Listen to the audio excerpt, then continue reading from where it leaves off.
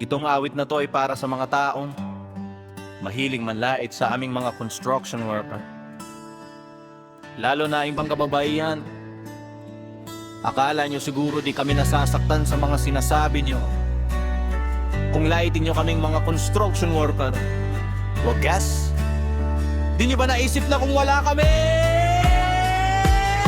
Wala yung bahay na tinitira nyo ngayon. Wala yung mga gusali o paralan na pinapasukan nyo. Naisip nyo rin ba na baka noong araw construction waka din ang inyong ama?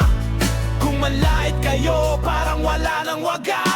Gigising na maaga, pawis agad ang puhunan. Araw-araw sa init, katawan ko'y sinusunog ng arawan. Nabang kayo chill lang, naka-aircon sa harap buhay. Kami nasa taas ng bakal, isang mali, pwede kang mamatay. Di kami arte, di kami pa-cute, pero bawat patak ng pawis may katumbas na dugot, pagod, salot. Mga kamay naming magaspang, tanda ng sakripisyo para lang may maipakain para sa pamilya. Seryoso! Hoy, respeto naman, di kami basura. Kung wala kami, anong tinayo mo?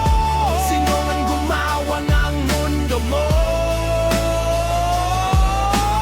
Hoy, respeto naman, di kami larungan. Sa bawat bato't semento, buhay namin yan.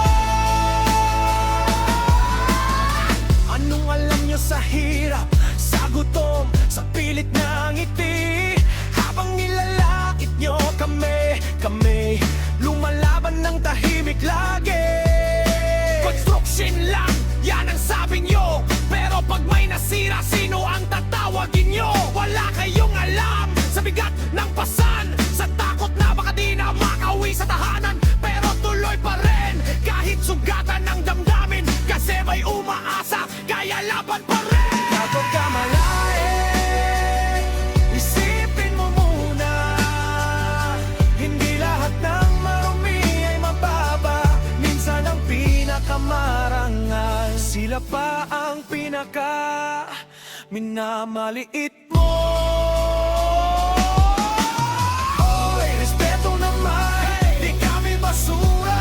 Kung wala kami, anong tinayo mo? Sino rin gumawa ang mundo mo? Hoy, respeto naman, di kami laruan. Sa bawat bato't semento, buhay namin yan. Sa susunod na manlait ka, tumingin ka muna sa paligid mo.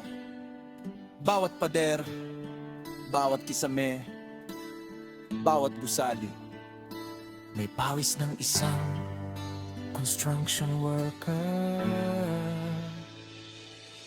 At baka